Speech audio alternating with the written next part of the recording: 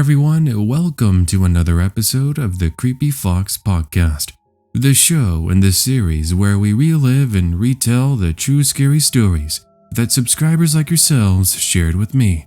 Today, I got another good one for y'all. After 4 years of waiting on these stories, I can officially say that we can cover Chuck E. Cheese experiences. These come from former employees as well as guests from the pizza/arcade establishment. So grab those snacks, turn off those lights, and let's get started with these true and scary Chuck E. Cheese stories. Enjoy. Back in the early 2000s, I worked at my local Chuck E. Cheese as a game room attendant as a little summer job in order to save up some money before I would start my first semester at community college.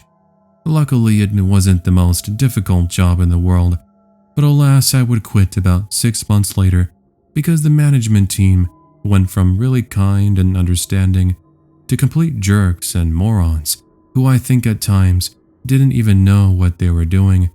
Heck, I felt like I knew more than them on certain occasions, but that's not really what my submission is all about. Let me tell you all about the time we had the cops called, and not for reasons why you might think. So I was working the evening shift with approximately 6 to 7 other co-workers that were in their various positions. Now I'm just walking around at the moment assisting customers who had some questions.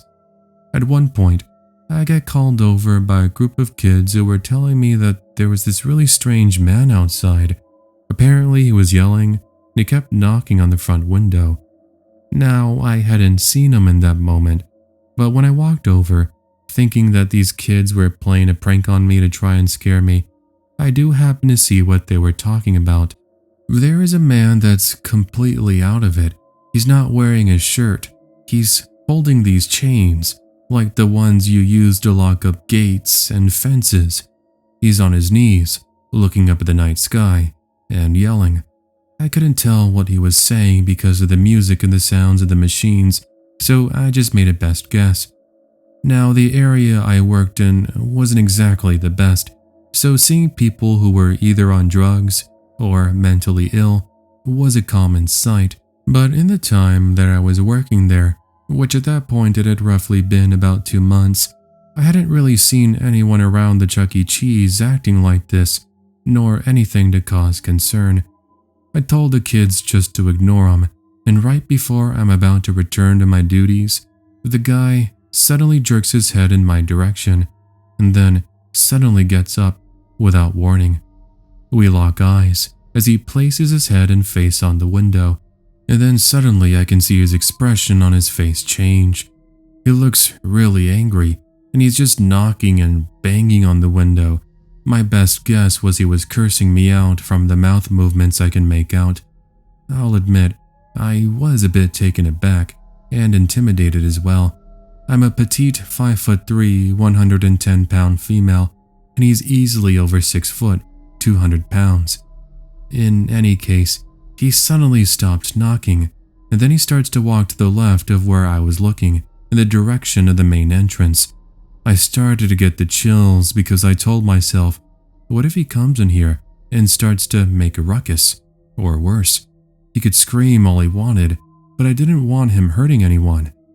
I run over to one of my other co-workers to tell them about the man, but before I get there, I can hear yelling at the main entrance. It was the man.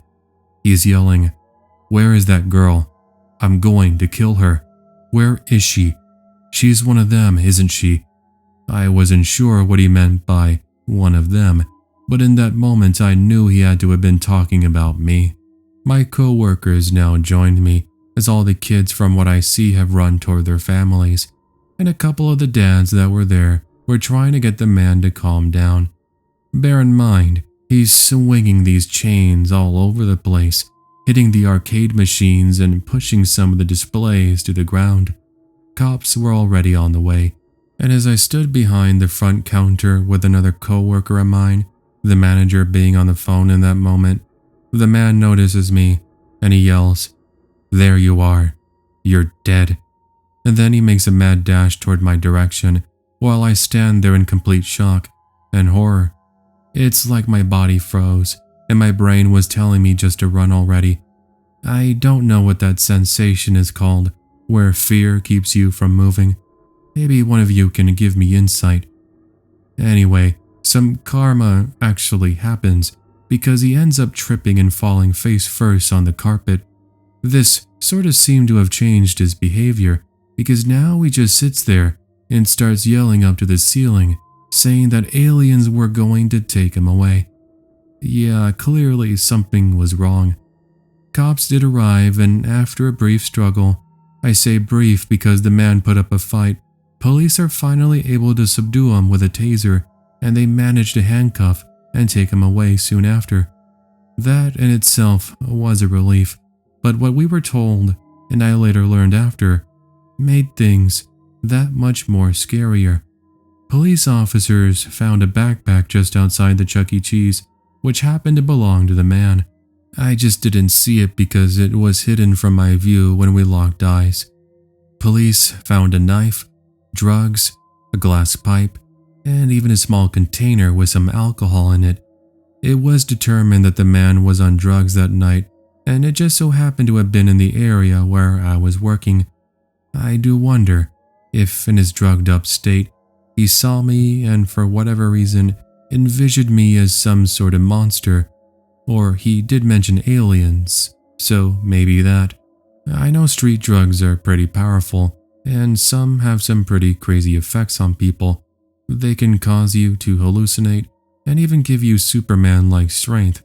It's really weird. Anyway, that's the story of the time I was working at Chuck E. Cheese and some druggie ran in saying that he wanted to kill me. Not exactly the way you want to spend your night. This is something that happened to me while I was on the clock working at Chuck E. Cheese in 2004. I was meaning to write in this story to the Creepy Fox after hearing a story in his most recent school lockdown stories episode. Anyway, I was a janitor at the time, and I was busy mopping up a mess a kid had made. I won't get into detail for those of you who might be eating something and listening to this narration, but as I'm there doing my thing, I can hear the sounds of sirens getting closer and closer to the shopping center that we're located in. At first I thought perhaps it was just an ambulance, since the Chuck E. Cheese I was working at was near a senior retirement home, and there are lots of times where 911 is called. But then I looked out the window, and I can see a silver Toyota Corolla being chased by a handful of police cruisers. Now, I didn't know it at the time, but an armed man had stolen that vehicle and led police officers on a pursuit from a city over. Anyway, it just so happened that that vehicle stopped in part right in front of our Chuck E. Cheese in the handicap spot, and the man inside was refusing to get out. Myself and some other customers inside could see he was fiddling around with what looked to be like a large hunting knife. We weren't sure if the police could see the knife or not, but that sight alone had everybody inside letting out an audible gasp. Meanwhile, we can see police coming out of their vehicles, guns drawn, and pointed at the vehicle, telling the man to get out with his hands up. No joke, I saw the manager run up to the door like Sonic the Hedgehog, and then he quickly locked the front door so that way he could ensure the armed man didn't try running in and trying to take one of us as a hostage or go on a stabbing spree. We also called 911, telling them about what was happening and that the man had a knife, and for the next 15 or so minutes, there's a standoff where finally the man throws the knife out the window, puts his hands up, and surrenders. Finally, the scary ordeal we were bearing witness to comes to an end, and everybody lets out a sigh of relief. I did end up getting interviewed by our local news station, and so did another co-worker of mine. And no joke, after that story aired on the news, I got called by like 4 of my friends back to back. I had to reassure them that everything was okay, and that while I was a bit spooked, everybody, including myself, was safe. So maybe it might not be the scariest story per se, but when you're in between a man with a knife and armed police officers, with the possibility of bullets flying in your direction, you're sure in for quite the scare. For context to my story, this is from the perspective of a female who was 26 years old at the time. Now let me get started. I worked as a cashier for Chuck E. Cheese from 2009 to 2011 as a part-time job. It wasn't really anything to write home about, but it did help me pay for rent, since at the time my then boyfriend and I had gotten into a new apartment. Luckily, it was just a short 5-minute walk from work. I normally worked in the evenings since I was a night owl and usually wouldn't be up until around noon either way. The first few months of work there were relatively boring. The occasional customers would make a fuss, and I and my co-workers would just have to put a smile on our face and just take the verbal abuse, like any other customer service job. One random afternoon, a man showed up looking to order takeout.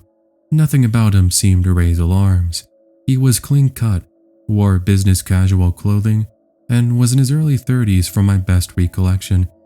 He introduced himself as Nate or something like that and told me that he was ordering pizza for his kids.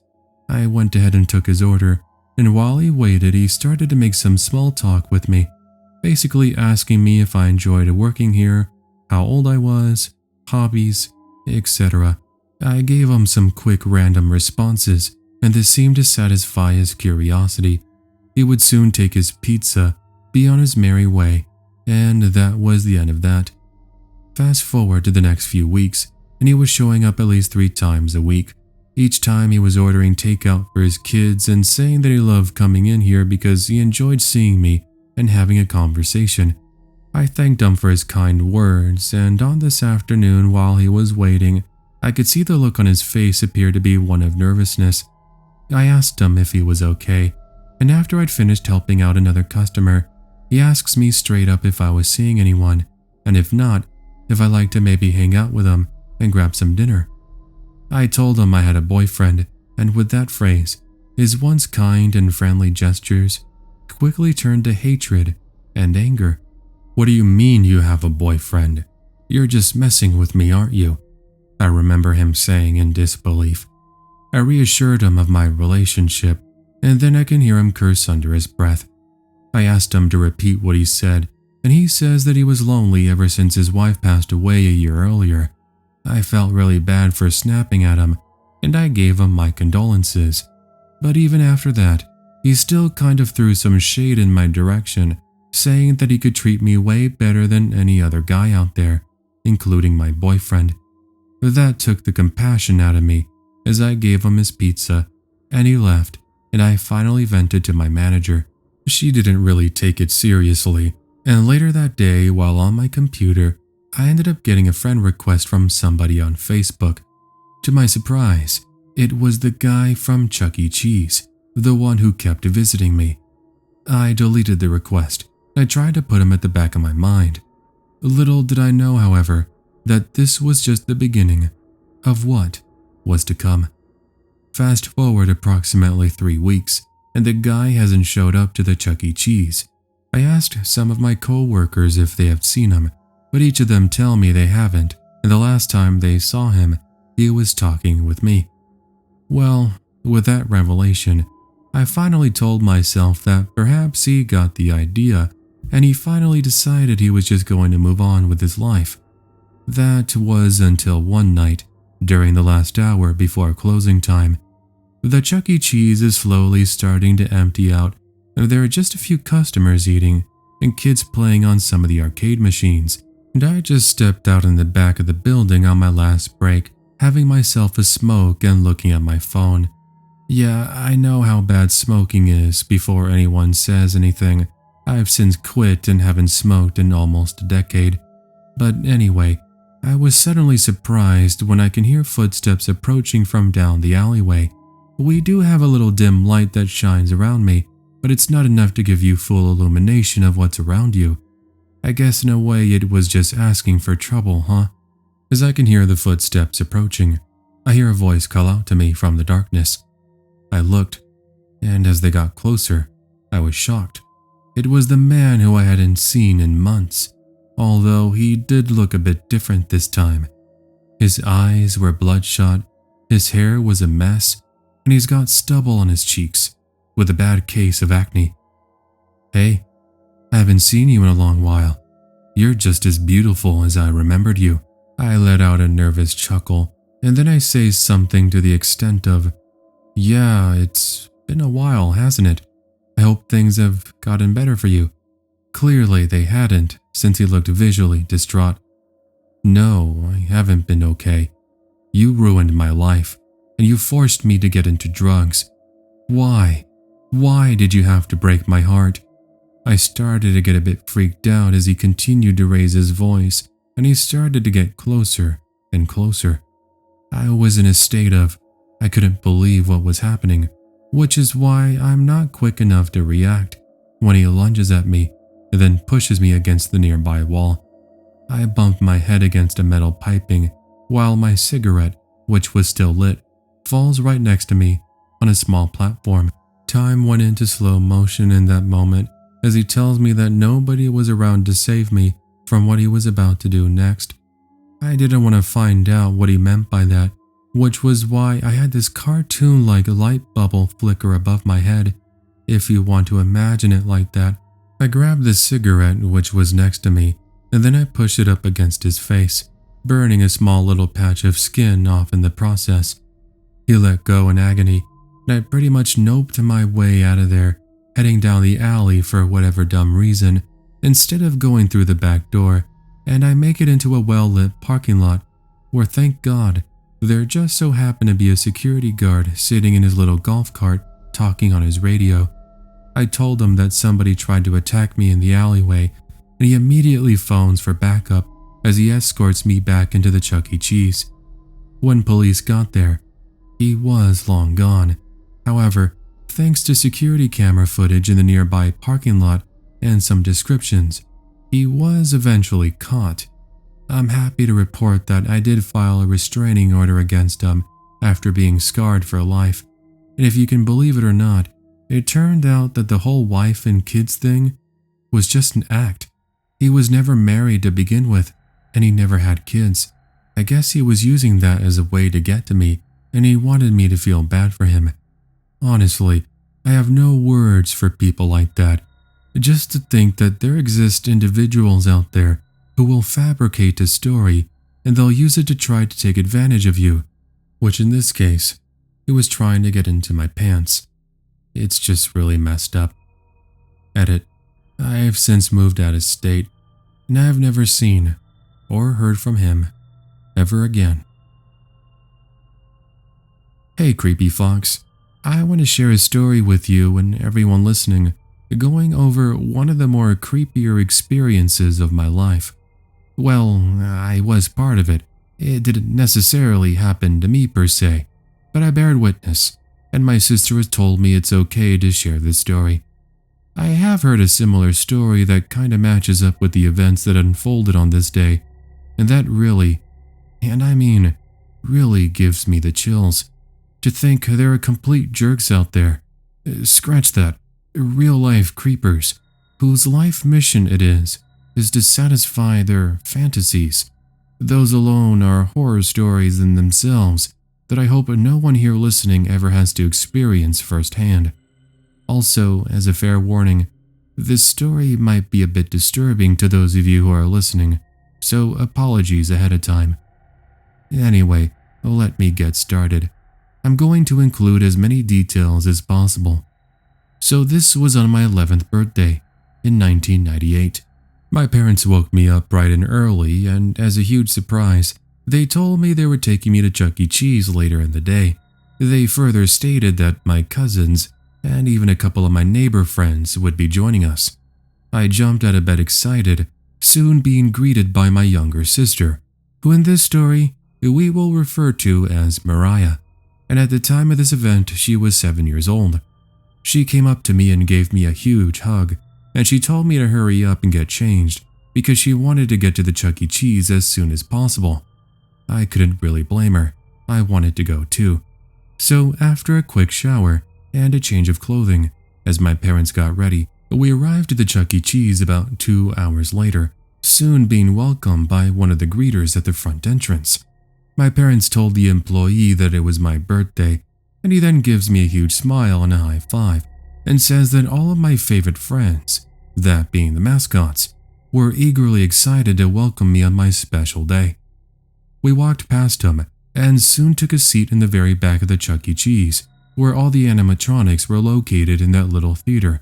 You could see through the curtains the feet of said animatronics as we awaited for their little act of sorts to commence.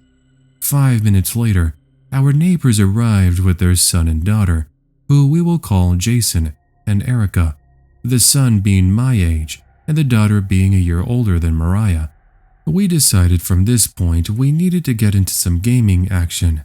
So my dad took all of us 4 kids to the front desk in order to get our tokens, as well as to commence our order for the pizzas. While we were waiting in line, my sister Mariah and Erica messing around with the buttons on one of the nearby machines, I happened to look past them, and I noticed this disheveled-looking man in a trench coat, I would say in his mid-30s, greasy black, grayish peppered hair, with sunglasses on, kinda just there at a table and staring at Mariah and Erica with this really creepy expression on his face, at least from what I can recall. His eyes were of course masked by the sunglasses, but the smile kinda said it all. I was about to mention the man to my dad, but as soon as I spoke up, the attendant at the front desk asks him to walk up so that he could assist him with the tokens and the pizza order.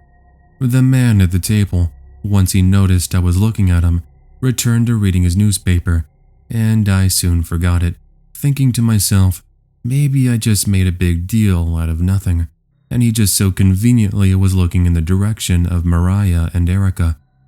My dad gave us our tokens a minute later and tells Jason and I to keep an eye on the girls while he heads to the back theater, reminding us the show would start in roughly 20 minutes.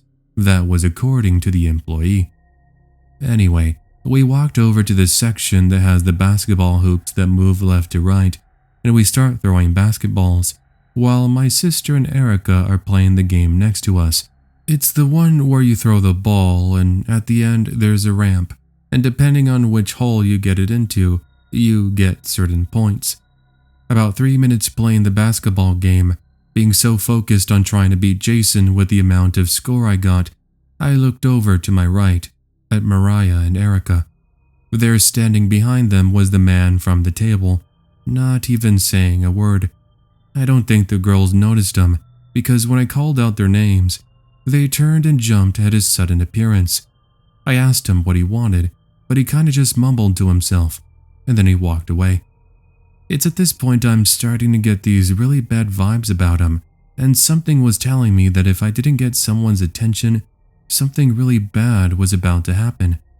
So we grab everyone, and while we're walking away, I tell them about the creep and further say that we should get somebody's attention because I'm feeling something really bad about the way he just followed us. The group agrees. However, before we turn the corner heading toward the front desk, where we can see a couple of families ordering food, I see my sister Mariah, who was walking beside me, suddenly jolt back and make a yelping noise. We all turned around, and to our absolute horror, the man suddenly picks her up and starts bolting it in the direction of the main entrance. These moments went by in slow motion, but I was quick to act as Emily lets out a scream and Jason and I start running in his direction, shouting, "Help! He's taking her!"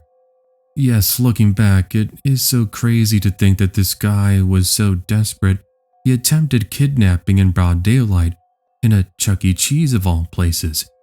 Thank God that as we're catching up to him, my uncle, who was a Vietnam veteran, quickly manages to get in the guy's way as he's walking into the Chuck E. Cheese. Bear in mind, the greeter from earlier was nowhere in sight. Suddenly, the man drops my sister, then he starts to mumble some excuse saying that they were just playing a game. My uncle suddenly lunges at the man in anger, but the man jumps out of the way and books it out the main entrance. Emily goes to comfort my sister, while Jason, my uncle, and myself run out to the front entrance, only to see the man book it across the parking lot and across the street, almost getting hit by oncoming traffic. Everyone inside the Chuck E. Cheese was left in shock. Naturally, and by the time police arrived, we were all questioned on the man and where we had last seen him. As far as I know, he was never caught, and to this day I have no idea what would have happened had my uncle not showed up at the time he did in order to get in his way. I would have liked to have hoped that either Jason or I would have caught up to him, or a bystander noticed what was happening and would have come to help, but I guess that is just wishful thinking. Naturally, my sister was traumatized for months, and I put myself down quite a bit for not noticing the warning sign sooner and saying something. Then again, my sister doesn't put any blame on me, even though I can't feel a little bit responsible. Anyway, I know this is a different kind of scary story you might hear, but considering you hear about kidnappings, I hope this can raise some sort of awareness on how real they are, and how at one moment, things can be fine, and then they can change for the downright terrifying. Maybe this isn't necessarily the scariest thing you've heard, but I rarely hear stories that come from either current or former security guards. Therefore, I thought I would just go ahead and send in my story anyway, as I heard you were looking for stories from your subscribers. I hope you can feature this on one of your episodes. Anyway, as mentioned, I'm a former security guard, and in the mid-90s, I was in charge of patrolling a large shopping center near my city's downtown district. This takes place in Fullerton, California, in case you're wondering. At the time, the shopping center featured some pretty big names, such as Toys R Us, Office Depot, Chuck E. Cheese, AMC Theaters, just to name a few. And really my thing was just to get into my little golf cart and drive around endlessly, making sure there was nobody causing any trouble or trying to break into any of the buildings. As it's the graveyard shift, you can imagine that with the darkness comes the complete silence of just crickets chirping, wind howling, and the occasional car being heard in the distance. There was just something about that I can recall that really just made things a bit more eerie. Well, it was roughly 2 in the morning, and I was taking a little break eating a sandwich my wife had packed me, alongside with some chips and a bottle of water. My back at the moment was faced away from the Chuck E. Cheese and the Office Depot, and while I'm just there relaxing, I began to hear an alarm coming from one of the buildings. Instantly, my reaction was to call in about it, and then go and investigate to see which building exactly the alarms were sounding off from. I would soon get my answer, as I can see the lights flashing inside of the Chuck E. Cheese. Bingo. So I ended up driving over to the other side of the main building, and I can see that the back door was pried open just a hair. How in the world somebody got in there? I wasn't sure, but at first I thought maybe it was the owner or a manager going in there, and perhaps they set off the alarm. Yes, I realize that's a pretty dumb thing to come up with, but it's what I thought of in the moment. Now, here's when things would get downright terrifying. When I open the door and walk in, yes, again, I know this wasn't the best idea. I'm suddenly bum-rushed by 3 people in ski masks. One of them had a crowbar, and the other was holding a gun. I froze in place as the one with the gun tells me not to say a single word before they run off into the parking lot behind me, and I saw them run into an unmarked van. Luckily, I was able to see the license plate, so when police got there, I gave them the number, as well as a description of their getaway vehicle. They were able to catch up with them, thank God, but the thought of having a gun pointed at you inside a Chuck E. Cheese on the graveyard shift didn't really add to that positive news. Anyway, it turned out they broke in and made off with a bunch of money and other little valuables they had placed into a duffel bag, which I forgot to mention they carried out with them. Why a Chuck E. Cheese of all places? I don't know. But either way, that's my story submission. I have a few other stories similar to this one in my time doing security, just in case you're interested in featuring them, such as the time some teenagers pulled out a knife on me, but that's for another time. Please stay safe, everyone, and take care. Hey there, everyone. Thanks for making it to the end of today's episode. If this is the first time you've joined us on the Creepy Fox podcast, then make sure to subscribe and turn on those notifications That way you won't miss another Scary Stories video.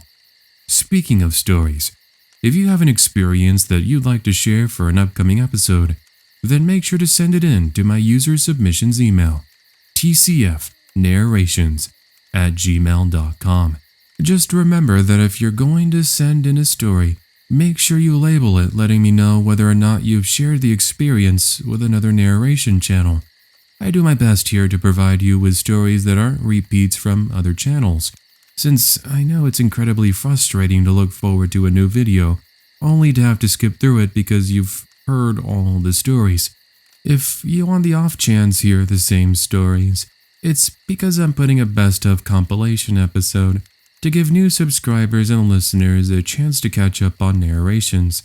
That's where I'll often include a story or two that aren't exclusive to the channel, and I'll let you know in the pinned comment. Anyway, I want to go ahead and give my thanks here. Thank you to @leo.amaya21 from Instagram for creating today's thumbnail artwork. Thank you also to my channel members who have been supporting me over the past months and the years. Thank you to Robbie, Bo, Spunky the Nutcase, Rice and Beans, Scott, Sean, Corey, Linz, and Maribel. I hope you've been enjoying your perks. Thank you also to the regular viewers who tune into these episodes, leave likes, comments, and share the videos with family and friends. So that's going to go ahead and do it for today. Thank you so much for listening. I'll catch you all next time. Take care, and have yourself an amazing day.